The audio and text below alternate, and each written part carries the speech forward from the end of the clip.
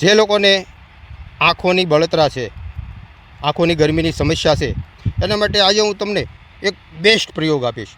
Video છે અંત સુધી જોઈશો અને બીજા લોકોને શેર કરજો.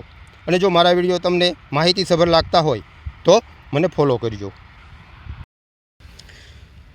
સ્ક્રીન ઉપર તમે જે જોઈ રહ્યા છો તે છે જલ જમનીની વેલ. અમારે સૌરાષ્ટ્રની ભાષામાં એને વેવડીના વેલા કહેવામાં આવે છે.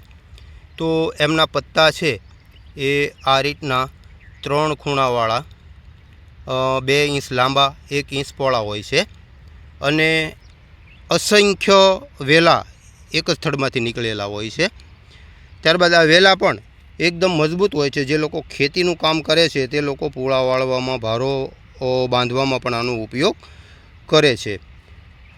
ત્યારબાદ એને છે એ તુવેરના દાણા જેવા લીલા કલરના આ ટાઈપના ફળ આવે છે અને જ્યારે પાકે છે ત્યારે આ રીતે વાદળી કલરના બની જાય છે. જો આ રીતે વાદળી બની જાય છે અને આ જે ફળ છે એને 2 આંગળી વચ્ચે પીંચવામાં આવે તો આ રીતનો જે શાય હોય એ ટાઈપનો લિક્વિડ અંદરથી પ્રવાહી નીકળે છે.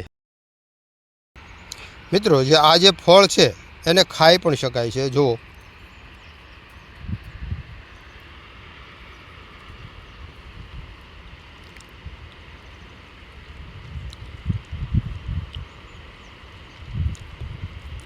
ગળ્યો સેજ તુરો મસ્ત સ્વાદ આવે છે અને કોઈ પણ આડઅસર કે નુકસાન પણ નથી કરતા. આ થઈ એમની ઓળખાણ. હવે જે લોકોને આંખોની ગરમી છે, આંખોમાં બળતરા થાય છે, એના માટે આનો બેસ્ટ પ્રયોગ છે.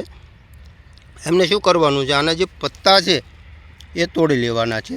આ રીતે આના પત્તા છે એ તોડી લેવાના છે. ત્યારબાદ પત્તાને મિક્સરમાં ક્રશ કરી અને એનો રસ કાઢી લેવાનો છે અને આ રસને અડધોથી પોણો કલાક પાત્રમાં રહેવા દો એટલે એકદમ દહીં જેવો જામી જશે.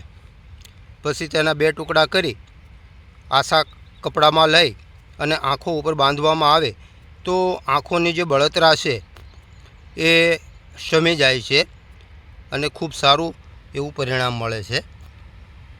નમસ્કાર.